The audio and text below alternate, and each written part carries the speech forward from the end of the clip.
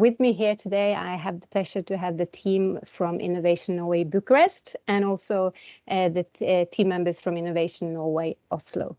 We very much hope that this will be a useful info session for you. We also have a hope that you will take the opportunity to use the chat and ask us questions during this session.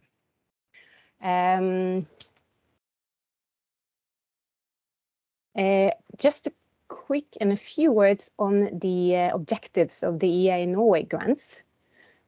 These grants are contributing to reducing economic and social disparities in the European Economic Area.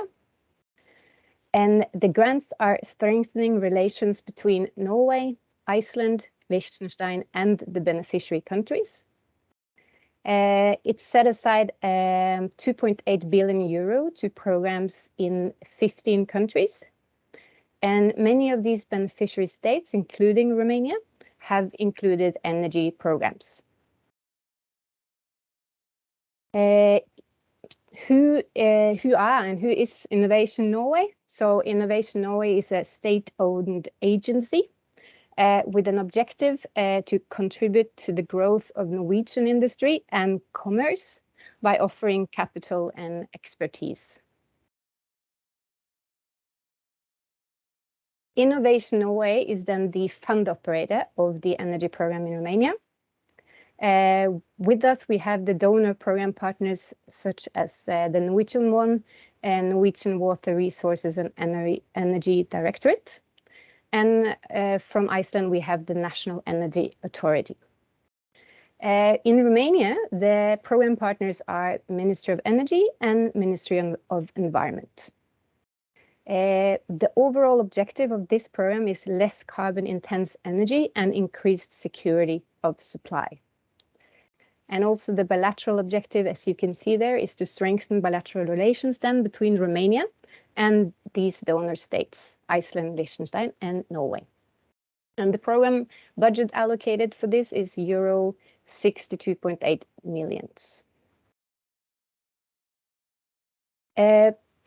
Finally, the focus areas of our program, that we like to call it, or the energy program in Romania, are five areas. So you have the renewable energy, energy efficiency, research and development, training and awareness, and electrification of households. And the expected long-term program impact is less carbon-intense energy and increased security of supply in Romania. And the program will also enable the establishment of new businesses and jobs in the energy field, which will lead to positive social benefits for local communities. Very much thank you all for listening for this short introduction. And now we will hear much more about the real call, which is the reason why you're here today. So thank you very much.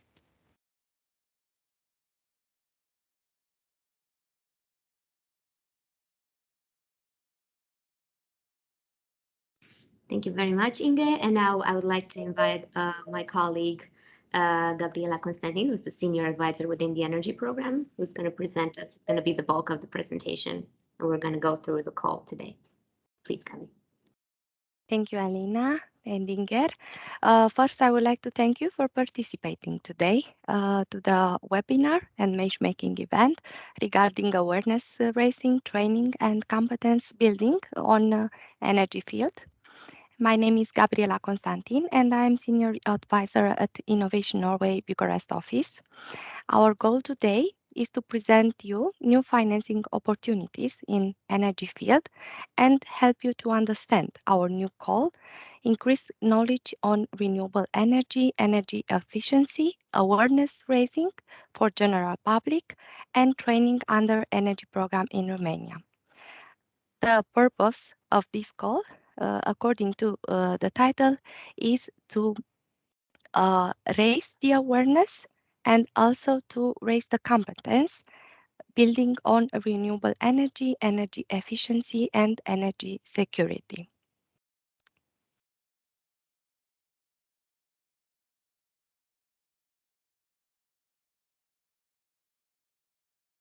We have extended the deadline from 31 May Romanian time until 30 June to give our applicants the possibility for ongoing planning of project and to have a little bit more time to find and create partnerships. The expected outcomes of the project is increased knowledge on renewable energy, energy efficiency, and energy security. You can see now the available amount for this call, which is 3 million euros.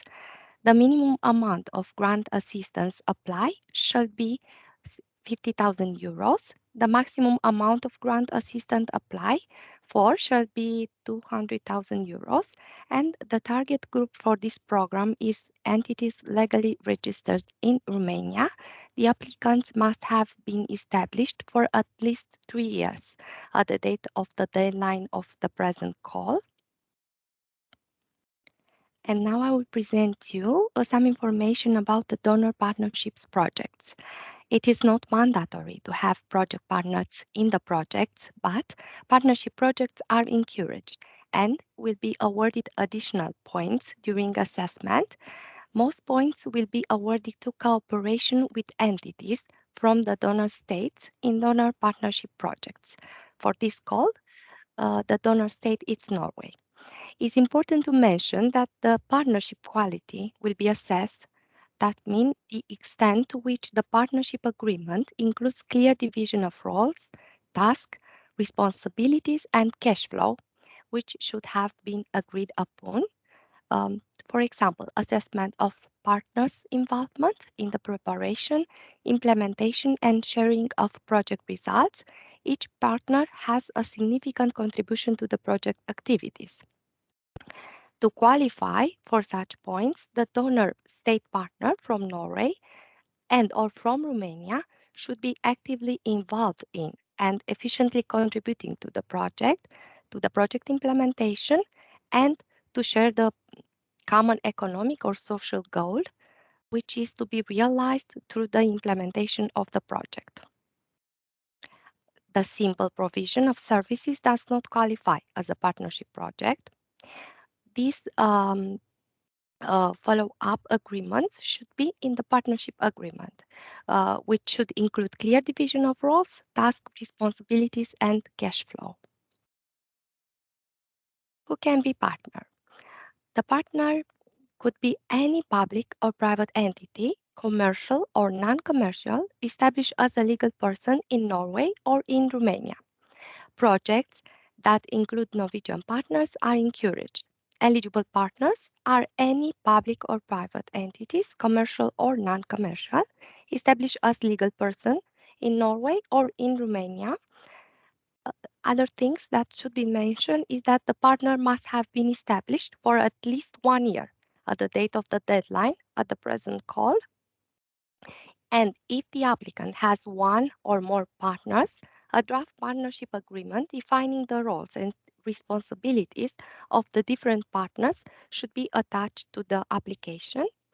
A template for the partnership agreement is published on the program website together with the present call, so we encourage you to read the list of mandatory documents. This is point 4, draft partnership agreement. After our meeting today, for information session, we will have a matchmaking event that promotes Norwegian companies and connects them to the international partners. The matchmaking provides a platform to make a profile, browse the profiles and other participants, and book meetings. So please join the digital matchmaking. You can register and who can participate. Participants from Romania can meet with partners from Norway. Participants from Norway can meet with partners in Romania. The Norway grants aim to reduce the social and economic differences in Europe and to strengthen cooperation with Norway. The matchmaking will be open from 30 March and remain open all of April. So participants are encouraged to register with the profiles in B2Match and book meetings as early as possible. However, the registration of opportunity to book meetings will be open until the end of April. And now I will present you the areas of support and eligible activities. An applicant shall submit only one project proposal under this call for proposal. But in the same time, if we have a partner that would like to be applicant for another project application, this is possible. This scheme can provide support for projects that will develop and implement activities aiming to increase knowledge on renewable energy, energy efficiency, awareness raising, general public and training competence. And you will see now the eligible activities from the call. Uh, Trainings, seminars, mentoring, media campaigns provided to the general public.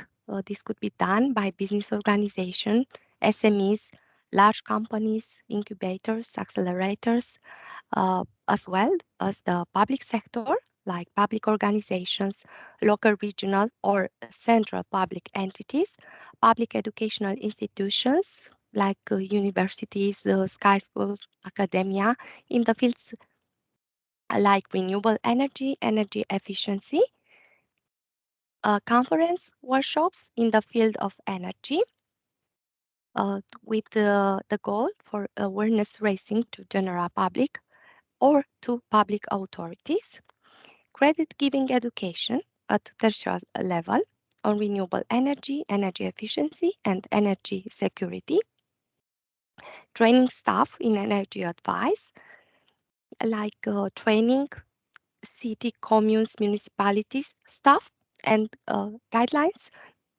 for energy awareness course, so that the public entities should be better prepared to address the needs to the customers. Training on general public about ways to use energy more efficiently. For example, explaining how to use timers, how to use controls more efficiently, heaters. Support for the training in implementation of energy management system, which includes energy efficiency, local renewable generation, energy sufficiency and security, the creation of an energy management team in industries, local public authorities, universities, except for the requirements imposed by the law. Support skills regarding the preliminary evaluation preparation, including risk mitigation and development of an energy investment, including knowledge related to how to sell and how to buy energy efficiency. Support for trainings to overcome internal or external barriers for the energy efficiency to be implemented. To give you an example, this means trainings for the decision makers in order to understand the project in terms of megawatts per hour savings, in terms of increased profitability, release of cash flow, difficulties in obtaining licenses, which in the current situation of the energy crisis, it's relevant. Support for trainings of the local public authorities in relations, as an example, with the association of households, blocks of apartments, to make the residential owners and landlords to be more aware of the benefits of renewable energy or energy efficiency measures, such as deep renovation of the buildings, photovoltaic installation on the roof. The expected results of the call should be um, increased awareness raising to general public and training competence um, by increase the level of self-reported knowledge, number of people, enhanced capacity skills related to renewable energy, energy efficiency, and energy security, and number of people which self-reporting on improved knowledge related to energy field, as the target value is 2,000 people. The output indicators are knowledge enhancing measures implemented for all sectors of society, such as the number of awareness raising campaigns, number of people completing comprehensive more than 2 days trainings on energy field. And as a target value, we have 124 people, number of people completing credit giving education at tertiary level, number of people completing short, which means less than 2 days trainings on renewable energy, energy efficiency, and energy security implemented. Number of people reach the awareness raising in the energy field. And now we will talk about the grant rates and co-financing. The financial contribution for this program shall be determined on case-by-case basis, which means for each project, taking all relevant factors into account. The applicable rules on public procurement and on state aid shall be complied with. The applicant, meaning the project promoter, shall secure the full financing of the project. The project promoter and or together with the project partners shall provide or obtain the remaining co-financing in the form of cash. All eligible expenditures of the project can form the basis of the required co-financing, and in-kind contribution is not accepted as co-financing. You will see now the grant rates. The grant rates for non-economic operators, which means mainly public entities. For public entities which are proposing projects which do not fall under state aid provisions, the grant rate will be maximum 85% of the total eligible expenses for the project, without exceeding the maximum amount that may be granted to a project, which means 200,000 euros. And for NGOs that are proposing projects which do not fall under state aid provisions, the grant rate will be maximum 90% of the total eligible expenses for the project, without exceeding the maximum amount that may be granted to a project.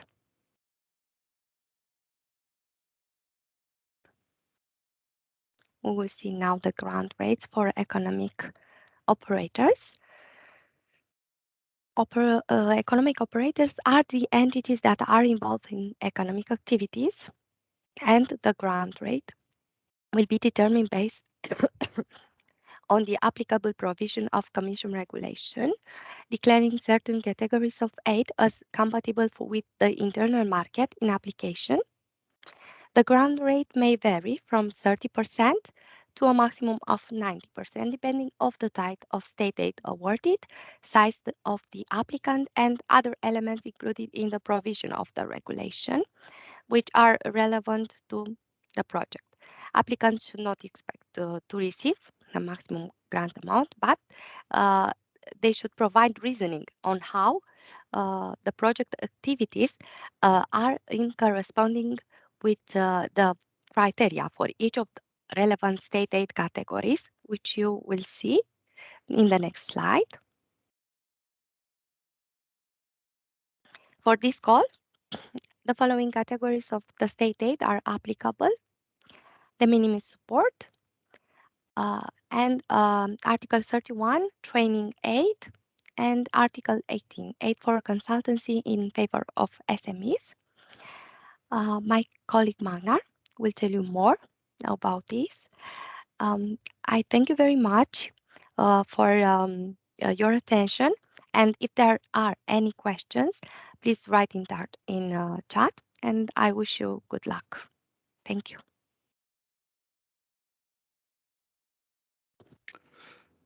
Okay, maybe I then can just say a few words to comment on the state aid aspect. Of course, we have to take that into consideration since EEA Norway grants are subject, the schemes are subject to state aid rules. But the good thing for you as a potential applicants is that we will try to do it as simple as possible for this call. So we will, as a starting point, award grants based on de minimis support. And that is also to be able to boost the grant rate. So that the grant rate will normally be 85% and even then 90% for NGOs as showed by Gabi. We will only use other state aid provisions if then the applicant has already used the quota for de minimis aid, because perhaps some of you know that the quota for de minimis aid is 200,000 euros over a 3 years period.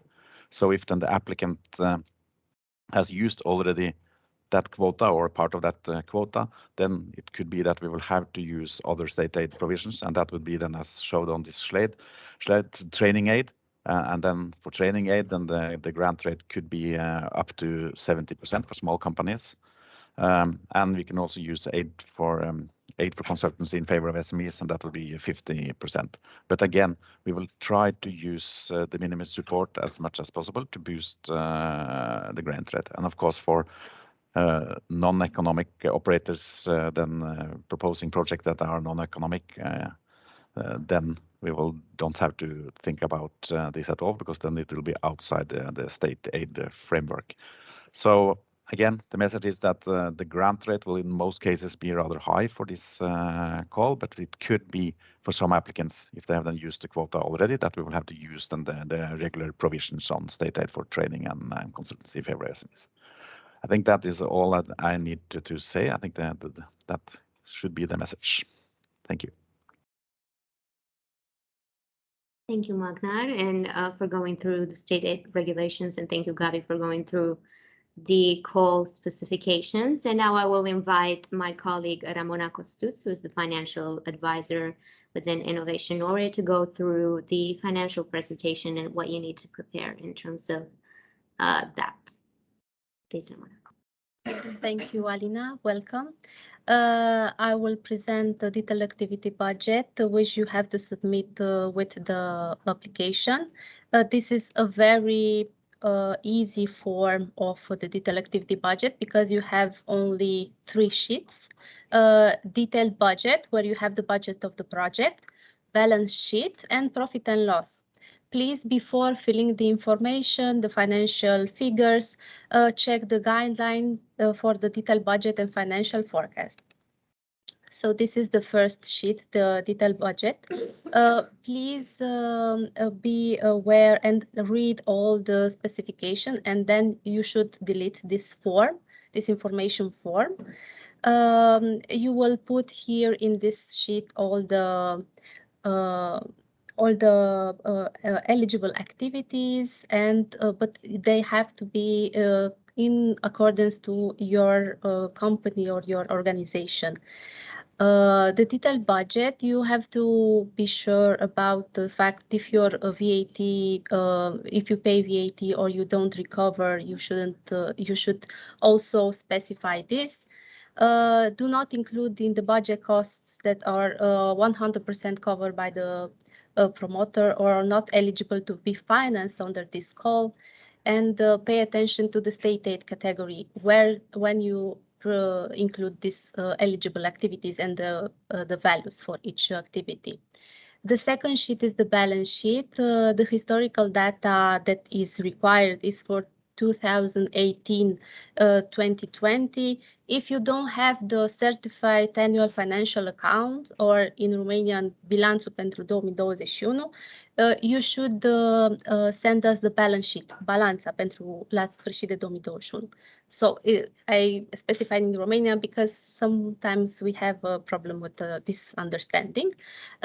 This format is different from the format that you know from the certified annual financial account, and you should read the guideline in order to know how to fill in this information. It is very easy. It's not that hard. And the profit and loss is the same thing as the balance sheet. Here is the profit and loss figures you have to fill in. And we do require this information in order to see your capacity for the co-financing of the project, and to know your historical data regarding the financial aspects. So for the balance sheet and profit and loss, please use the exchange rate that is mentioned in the sheet, in the Excel template. Check the guidelines for the correspondence with the annual balance sheet and profit and loss. you should not fill in using decimals. So it should be around figures. Try to use formulas, and also the amount filled in the DAP should correspond to the amount filled in the balance sheet and profit and loss submitted to the national authorities. So please, because we are also checking, we are requiring this document, the certified annual financial accounts for these years, and we are also checking if you did filled in this information correctly. And if not, clarification will follow, and it's taking longer to assess the financial part of the project. I wish you a good luck with your application, and if there are any questions, please send us to our program email. And also, I hope that we have half an hour to discuss some problems that I'm sure that you are concerned about. Thank you very much.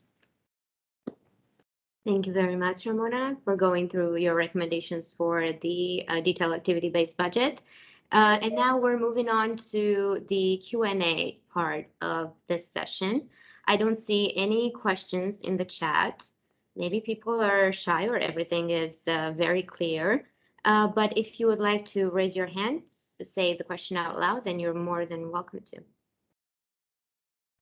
If not, we have, like we've mentioned in the chat, a email address. So maybe you're going to encounter issues throughout your application process, and you can chat with us over there at ro.energy at innovationnorway.no.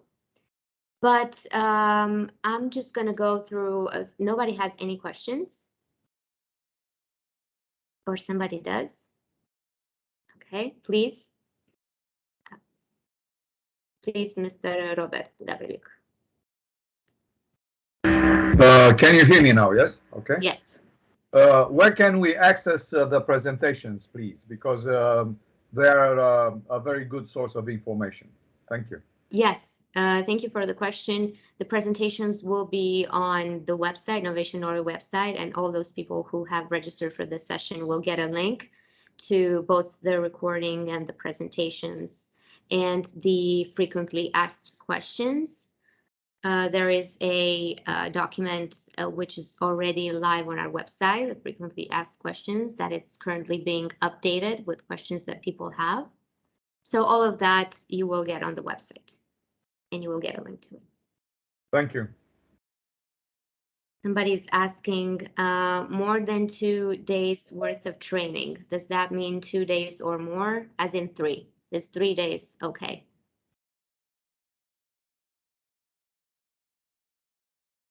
I guess more than 2 days would mean 3 days. So I guess 3 days would be an eligible period of time.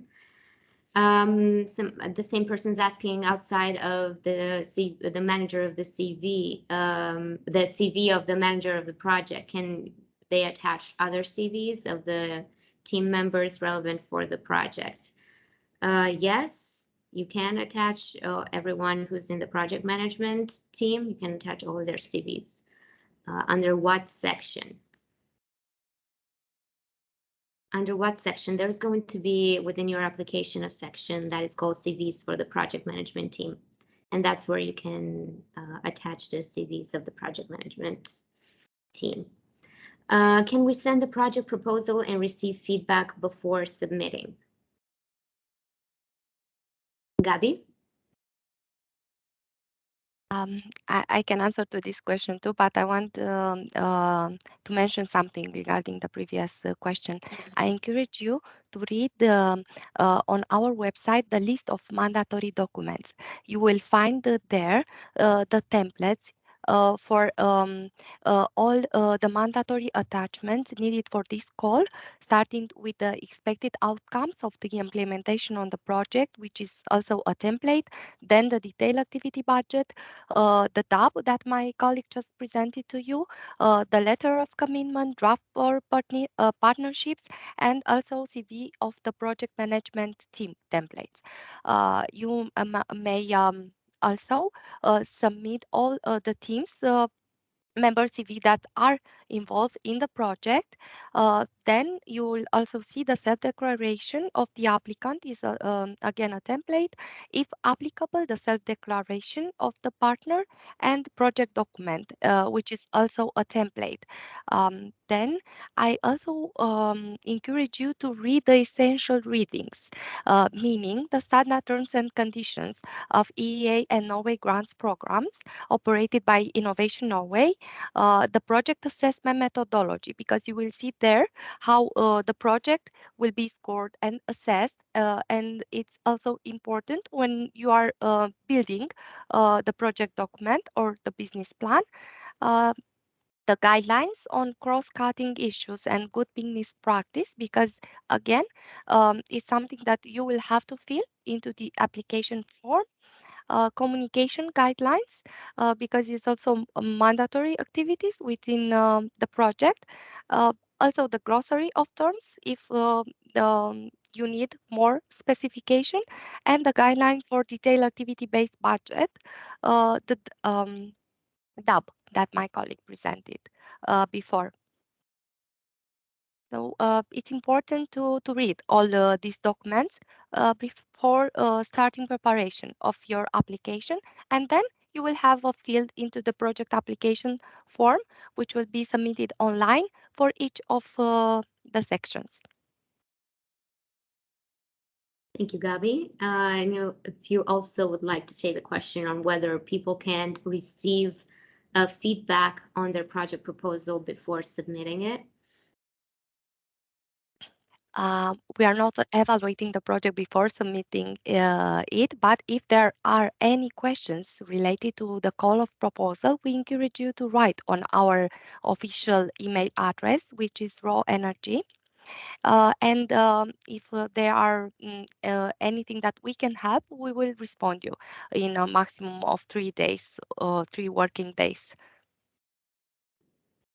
Thank you. But just to mention that we're going to go through the questions that are being on the chat, and then we're going to go through with the people that have raised their hands.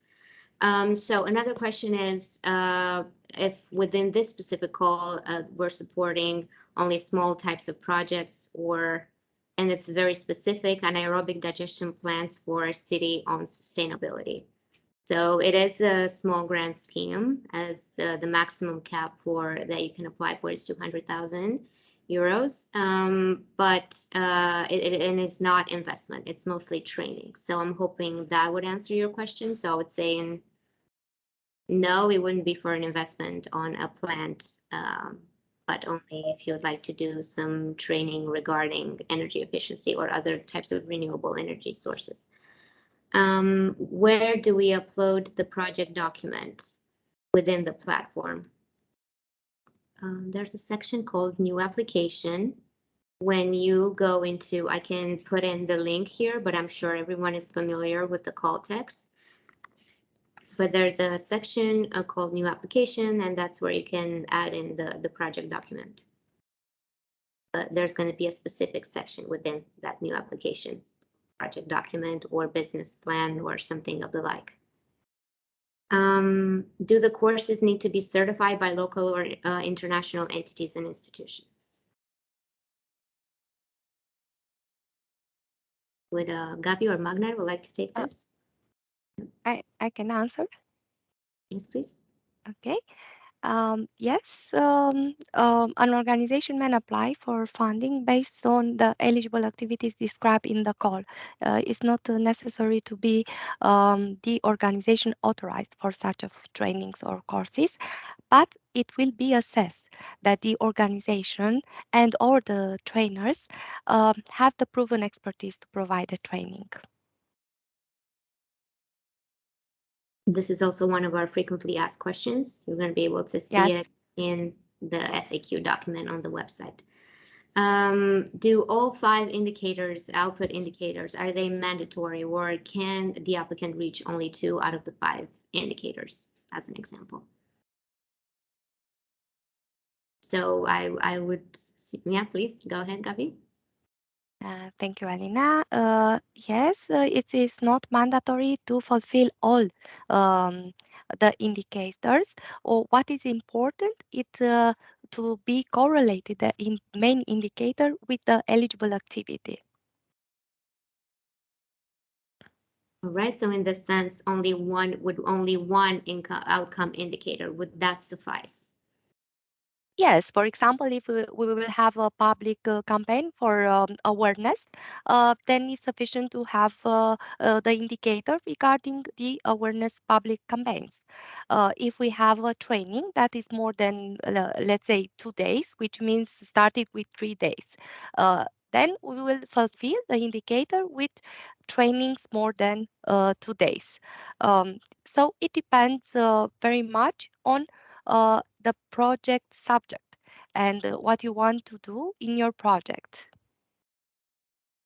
Of course, one project could have more, could reach more indicators, but at least one shall be included into the mandatory attachment.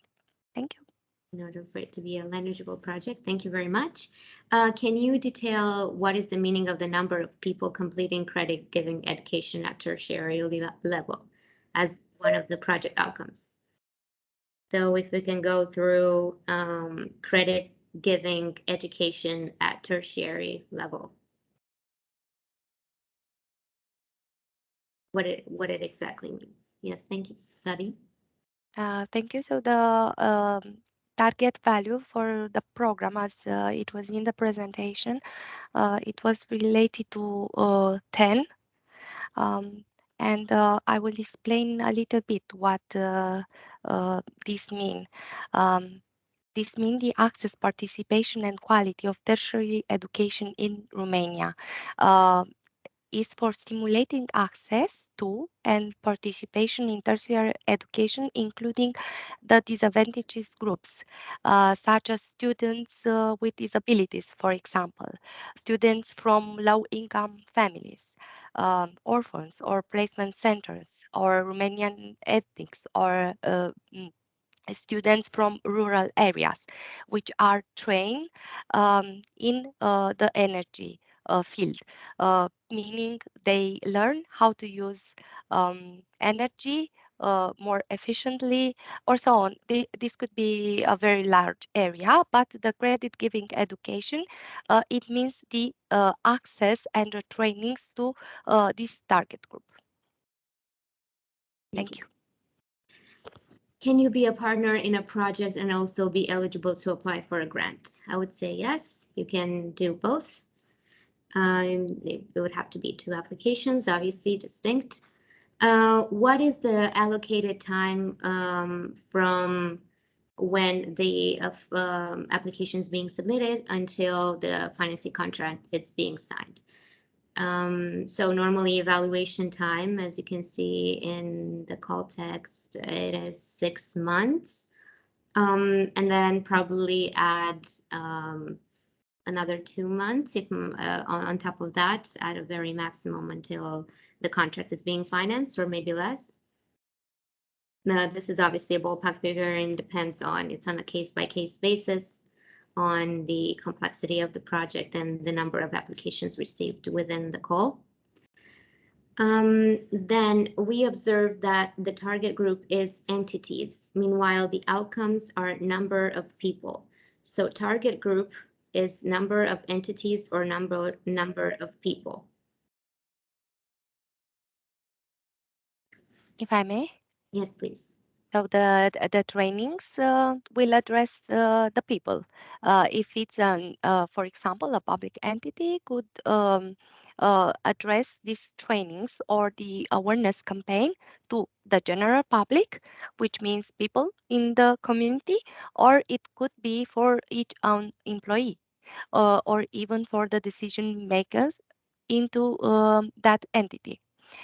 So what are we looking as a target group? It's the number of people that have more skills, that are going through this training and awareness in energy field.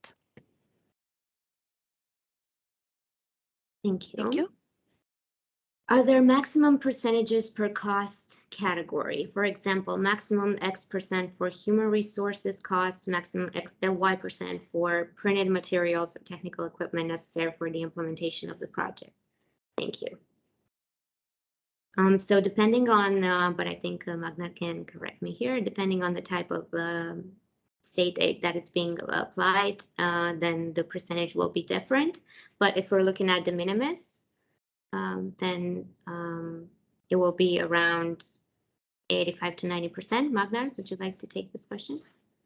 No, that is correct. As long as we use de minimis aid, then we will use then the same grant rate for all types of costs, of course, provided that they are eligible for funding in accordance with the call text. Then we will use the same rate. Exactly. Thank you very much. Okay, someone's congratulating us. Good energy to you for the Easter as well. So yeah, it is clear that no investment will be granted. Somebody's asking, what about a small pilot plant to demonstrate an innovative coupling of two renewable technologies? A small pilot plant for demonstrative purposes. No, I think that the answer is clearly no. That would be outside the scope of the call. Right. There's been some confusion about the deadline for the call. It is June 30th. We've just updated it, so we give applicants a little bit more time to fill in the application, gather a partner if they want to. So it is indeed June 30th, and now it should be updated on all platforms. All right. How do we assess the measurement unit for the project indicators in terms of project outcomes, i.e. the number between 1 to 7?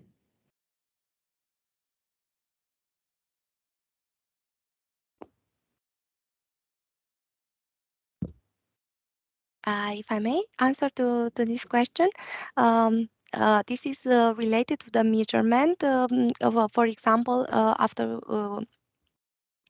we can conduct question and answer to the participating to the trainings, and they will self-report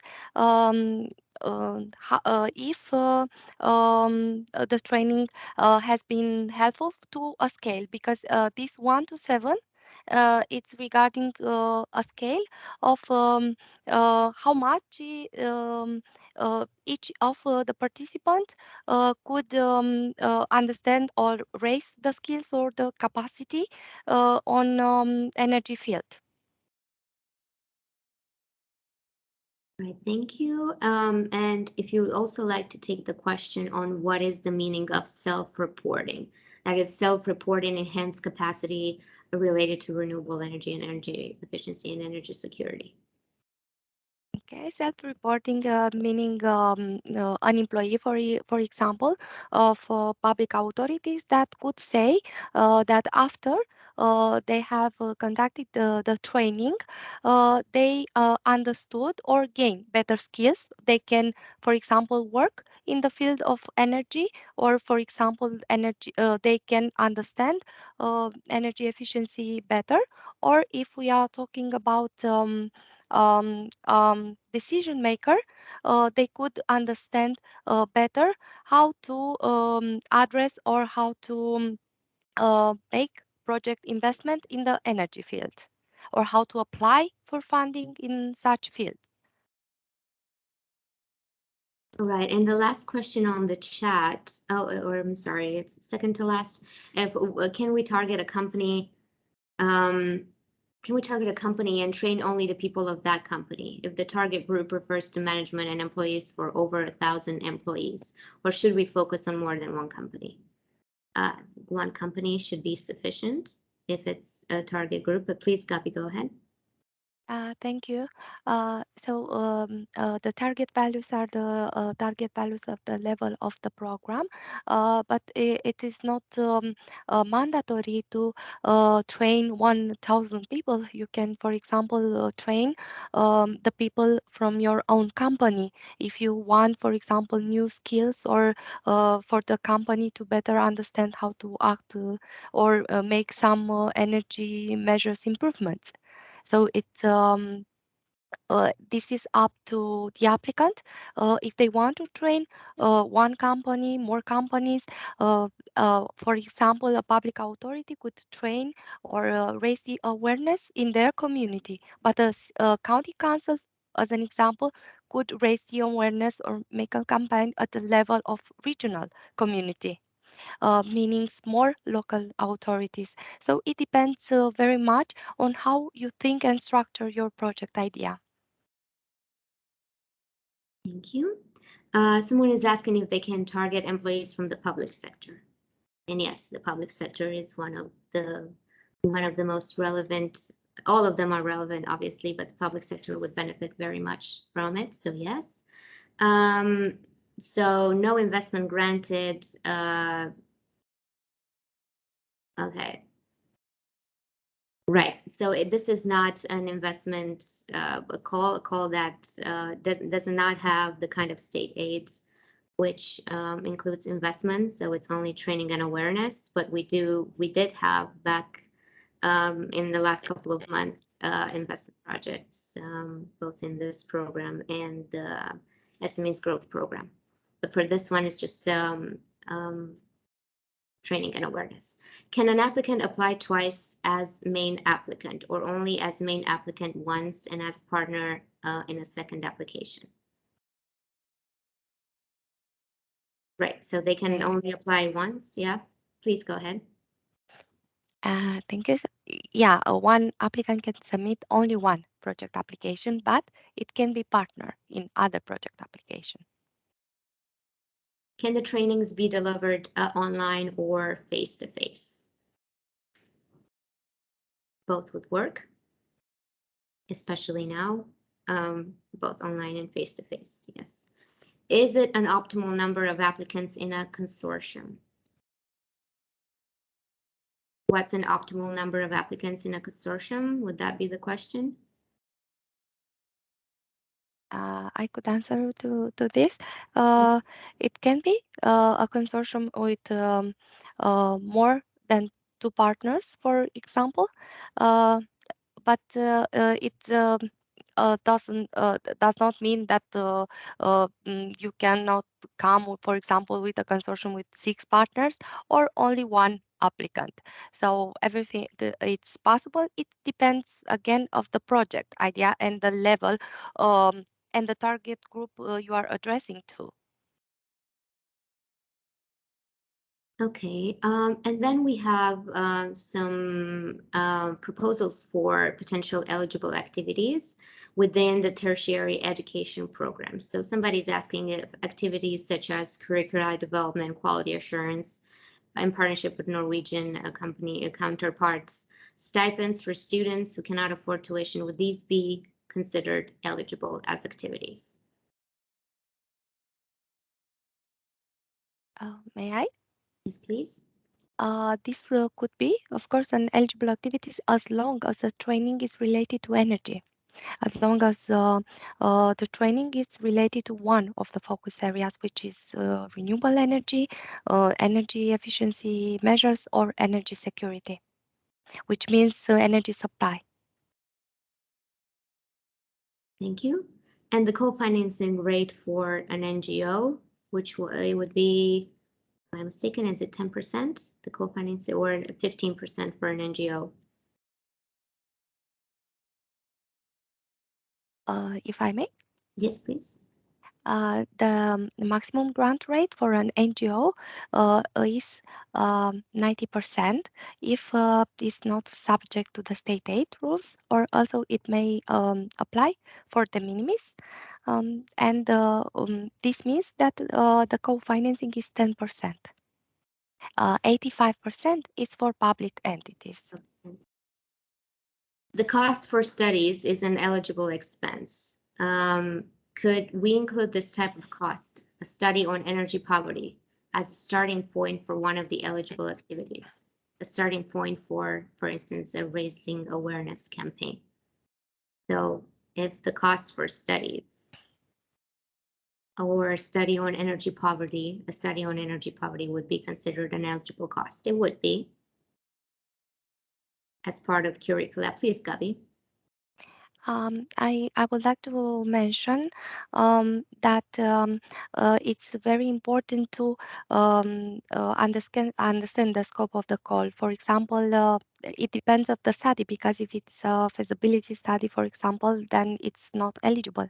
If it's a market study and study for statistical content, it should not be eligible, only if it's related to one of the eligibility um, areas that have been presented. If it's related to the outcomes and the outputs of the project, this is very important. But if the study is related to one of the outcomes and the outputs, then it could be eligible. And another mention that I would like to do to say is that we are not financing day-to-day activities.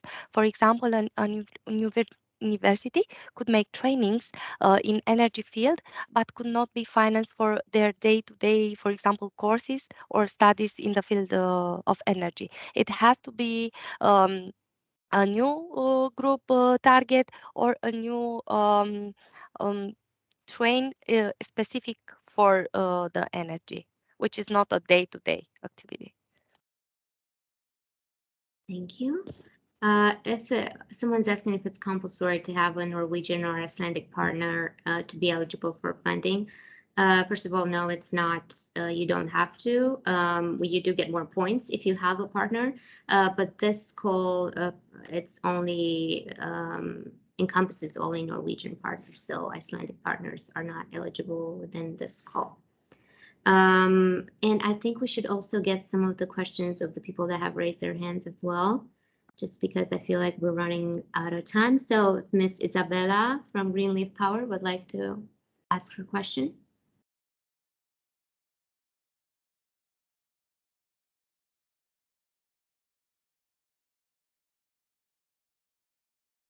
She can hear us? No.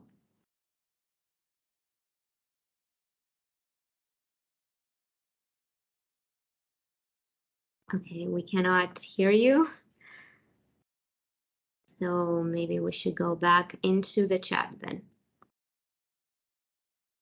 Optimal number of partners. If there's such a thing as an optimal number of partners. No, like we said, all projects, you don't need to have a partner in order to apply, but you will get more points the more partners you have. Is there any minimum or maximum number of trained people?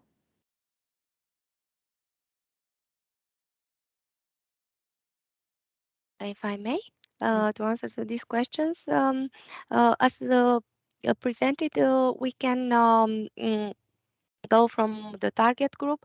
It's not, let's say if we are making a training, it could be, for example, for from 3 to 10 people, but of course, according to the project grant amount requested for, the number of trained people could be higher, could be also, because I've seen another question, at national level, for example, at regional level, at local level, but again, at own company or public authority level. So it's not imposed. Thank you. We have a question from someone who does not have a name here that have raised their hands, but the number is 18444. If you recognize this number, please feel free to ask your question.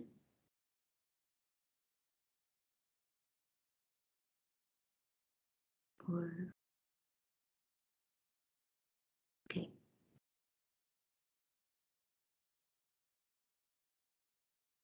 Okay, we're moving back into the chat because apparently the chat is more successful.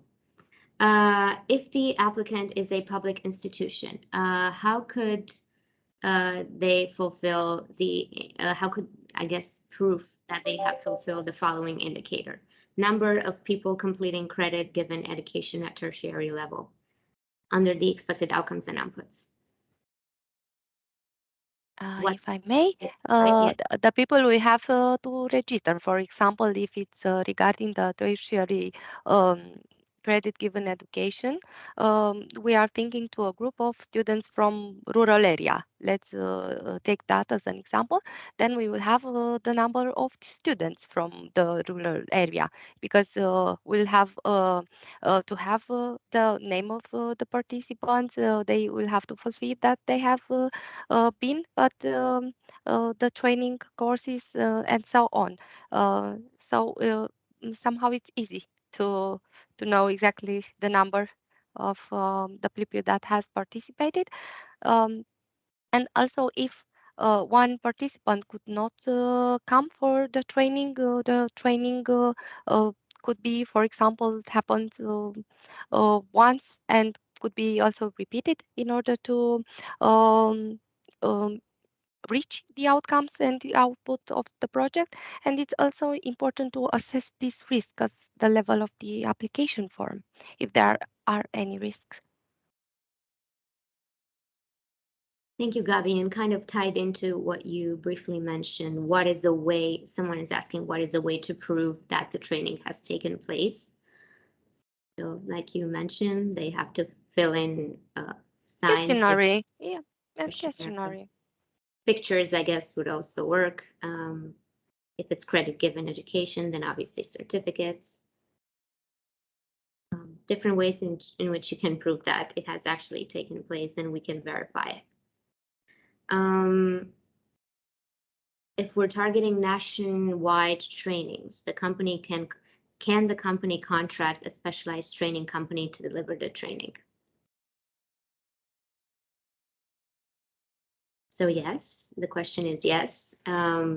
It would be one of the eligible activities, the fact that you're outsourcing this training for your own company. They're saying that 50,000 euros is a big amount of money for a company's own employees. Is there anything that you'd like to comment on that, on the minimum grant rate, Gabi? If the minimum growth rate it's considered very high, Probably too high. Probably yeah, that's the question. Yeah. too high. Um, but of course, the company can contract a specialized training company to deliver the training for itself, and for example, if it will be with a partnership agreement, then the cost again will raise. This is why, um, for example, if we have accredited trainings, this again cost for the certificates and so on, and again according to the number of people, because we're targeting somehow to have more people that have participated to a training or more trainings. So can a university apply for a project and then for the minimum 50% of their co-financing, request this amount from the trainees, the participants in the actual course? I will say no here, and why? Because when we assess the state aid rules, we will take into consideration that the university, in order to receive 85%, they will be considered as making non-economic activities. If they will charge the participants, then this is obviously an economic activity, and it's possible to get less than 85%. Thank you. Is a large private company eligible? If yes, what is the maximum co-financing rate? The answer is yes. The maximum co-financing rate will be assessed according to the state aid rules, and this is depending of the company, the economical financial data, and also it depends on what they are applying for. But we encourage the companies also to look for the minimums in order to be able to receive more. But please look on the state aid rules, because the link is on the website, and it's under the call text. You can open the call text. It is published both in English and Romanian language, and it's very helpful to go and read the state aid article 31 for training, and article 18 for consultancy for SMEs, and also de minimis. What that is that meaning? It's important for you to know exactly how much you can apply for, because it's also depend of the location of the large company. So um, I really encourage you to read the call text, and to read also the state aid articles. Thank you, Gabi. So you can find them in the call text, but also you can find them online under General Block Exemption Regulation, all of the articles, because we have listed the numbers and the names. Is there a maximum, a minimum and a maximum number of experts, trainers involved in the project? The answer is no, is not. It again, it's depending on the project.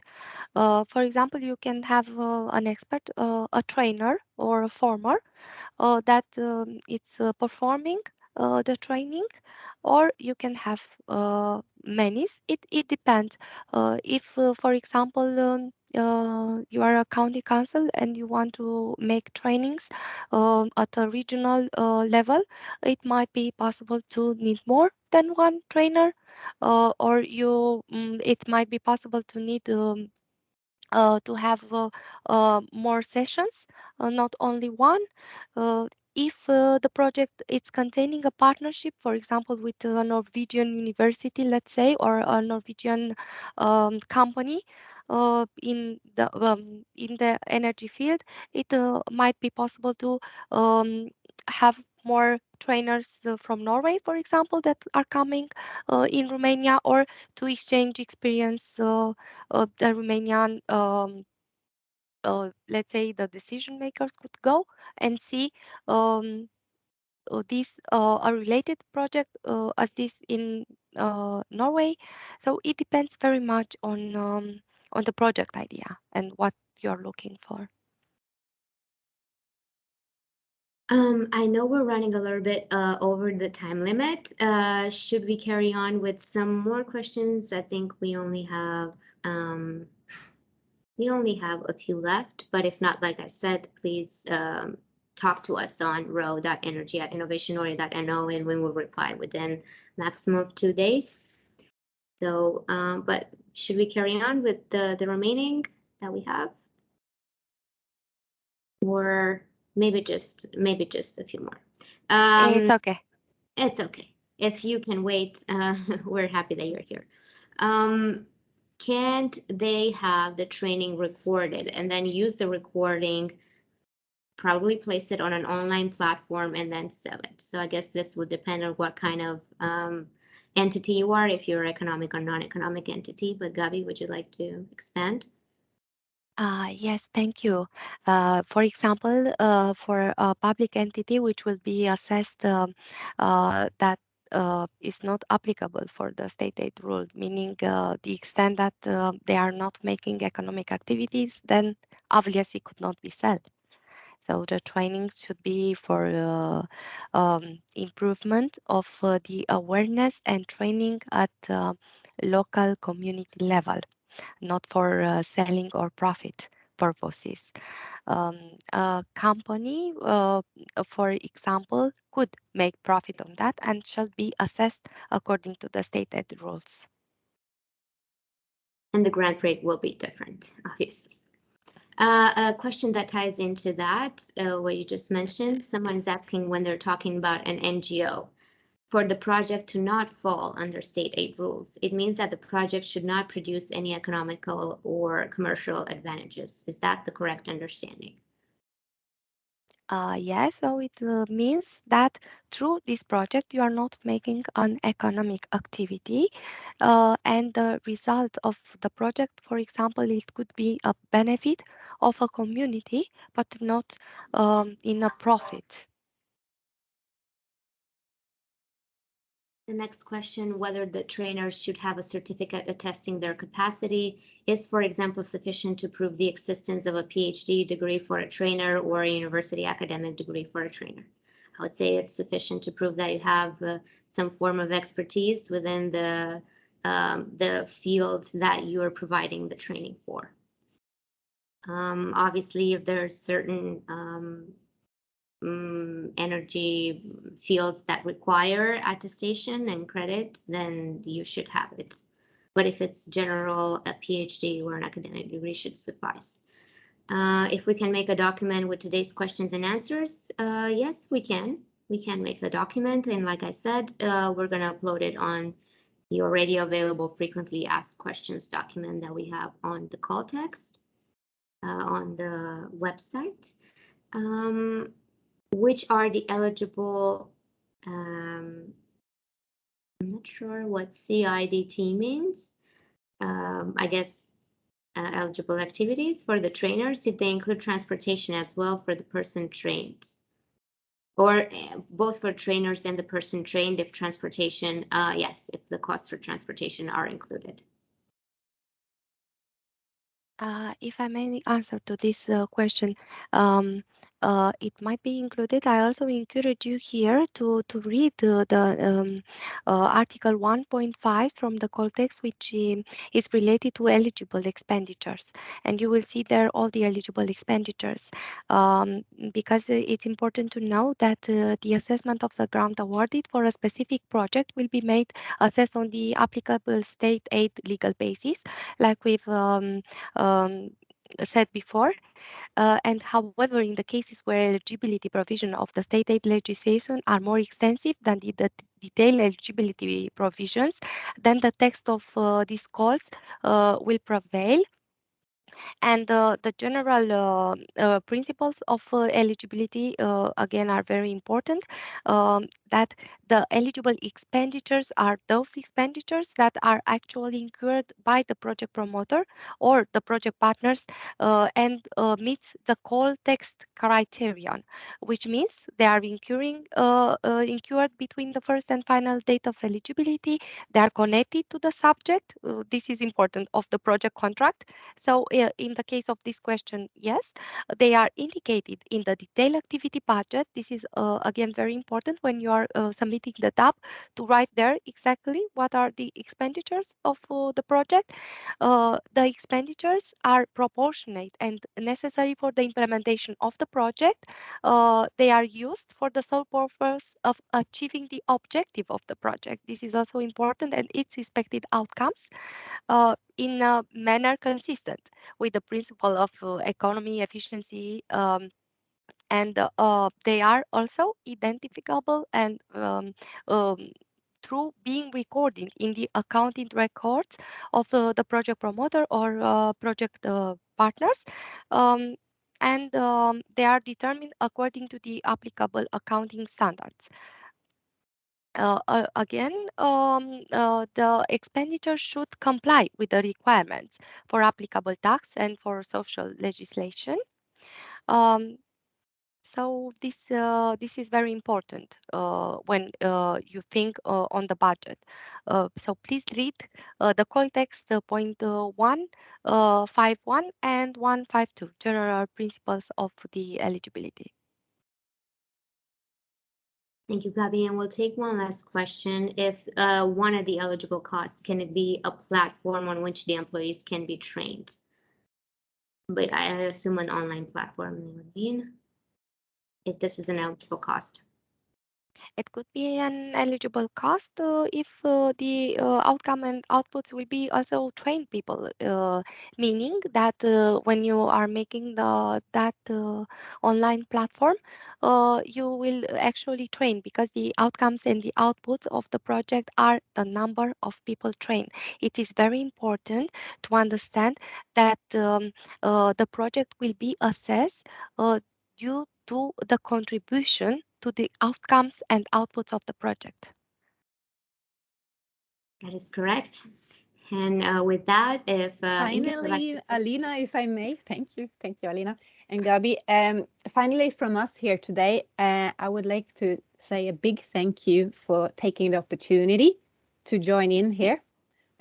We have received a handful of questions, and your response is very important to us. And thank you all for asking us here today on this call on training and awareness, and for your opportunity here to apply for funding.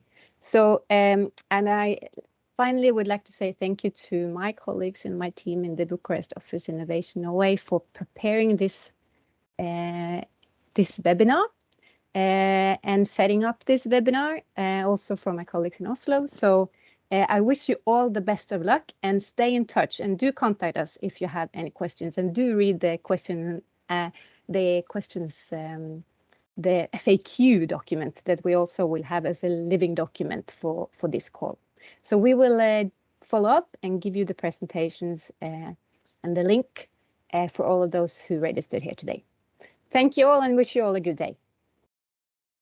And don't forget, there is a matchmaking session that has started and will be open until the 30th of April. You just need to fill in your profile, so you're able, the Norwegian institutes and companies and the potential partners that you can have in this application can match with you and have a very productive meeting with them.